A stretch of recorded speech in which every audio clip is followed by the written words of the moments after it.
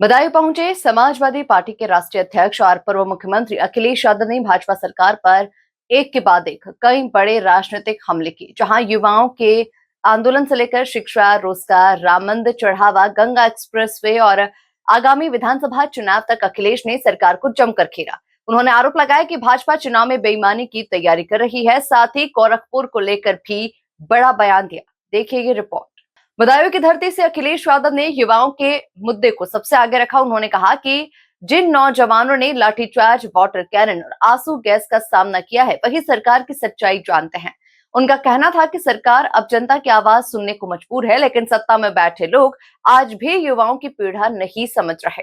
संत रविदास के नाम पर की गई राजनीति और स्थानों के नाम बदलने को लेकर भी उन्होंने सरकार पर निशाना साधा। अखिलेश ने कहा कि यदि सरकार संतों के विचारों का सम्मान करती तो उनके संदेशों को भी अपनाती। केवल नाम बदलने से सम्मान नहीं मिलता।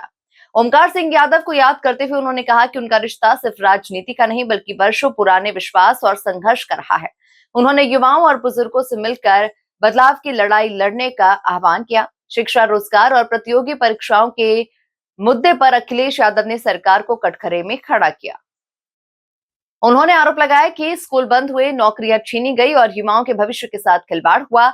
जंतर मंतर पर आंदोलन करने वाले छात्रों और छात्राओं की सराहना करते हुए उन्होंने कहा कि लोकतांत्रिक आंदोलन ने सरकार को झुकने पर मजबूर कर दिया है। गंगा एक्सप्रेसवे पर उन्होंने निर्माण गुणवत्ता पर सवाल उठाए और कहा कि वो खुद एक्सप्रेसवे से होकर आए ताकि जमीनी हकीकत देख सके। कानून व्यवस्था पर हमला बोलते हुए अखिलेश यादव ने दावा किया कि गोरखपुर में सबसे ज्यादा गांजा बिकता है। उन्होंने ये भी आरोप लगाया कि भारतीय जनता के असली मुद्दों से ध्यान भटकाकर चुनाव लड़ना चाहती है। अपने प्रेस के साथियों का धन्यवाद देता हूं। साथ ही साथ बहुत बड़ी संख्या में समाजवादी पार्टी के लोग और हमारे पूर्व विधायक, मंत्री जो आज हमारे बीच में नहीं हैं, उनके सभी परिवार, सहयोगी, साथी यहाँ पर मौजूद हैं और दुख के समय पे हम एक दूसरे से मिलकर के दुख बांट रहे हैं और उनके बातों को याद कर रहे हैं।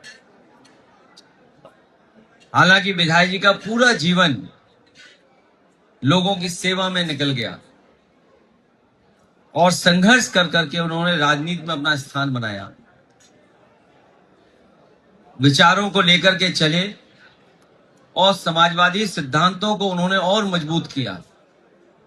नेताजी का साथ और समाजवादी कार्यक्रमों के साथ वो हमेशा लगे रहे, संघर्ष करते रहे और हर व्यक्ति के दुख दर्द में शामिल होते रहे। जो व्यक्ति जनता के बीच में रहता है, उसके सामने कितनी भी कठिन परिस्थितियां आए तो जनता उसका साथ देती है। कठिन परिस्थितियों में भी वो जनता ने उनका साथ दिया। कई बार के विधायक रहे, मंत्री रहे और ये क्षेत्र तो एक परिवार की तरह है। यहाँ के जनता ने और आसपास की जनता ने नेताजी को भी और समाजवादी परिवार को जब भी हम लोगों ने मौका दिया, चुन करके भेजा। एक विशेष लगाव है इस परिवार का और यहाँ की जनता से। और एक पिता की खुशी सबसे बड़ी होती है कि वो पिता अपने सामने देखे कि बेटा उसके साथ उसकी तरह बन गया है। अपने आप को बेटे में देखता है और पिता की शायद सबसे बड़ी खुशी यही होती है कि पिता अपनी जगह पर अपने जैसा अपने बेटे को देखे। और इसीलिए ब्रजेश आज विधायक हैं, जनता की सेवा उसी तरीके से कर रहे हैं। हमें उम्मीद है जनता का आशीर्वाद और जो सहयोग वो पहले भी देती रही जनता, भविष्य में भी देती रहेगी। जीवन इतना ही होता है, भगवान हमें आपको इतने ही वर्षों के लिए भेजता है, सब तय है। और जब इंसान चला जाता है तो कभी दोबारा वैसे नहीं लौटता। हम उसे याद कर सकते हैं, उसकी बातें याद कर सकते हैं, उसका काम याद कर सकते हैं। उसके सहयोगी साथी जो साथ रहते हैं, वो अपने साथ समय गुजारा वो याद करते हैं। और इंसान या पहचान इतने जल्दी नहीं बनती है, समय लगता है उस बनने में। अपनी पहचान बनाना और जनता को सम्मान देना और जनता से सम्मान मिलना, सबसे मुश्किल काम होता है। उस सफर पर विधायक जी रहे, आज पूरा परिवार उसी रास्ते पर।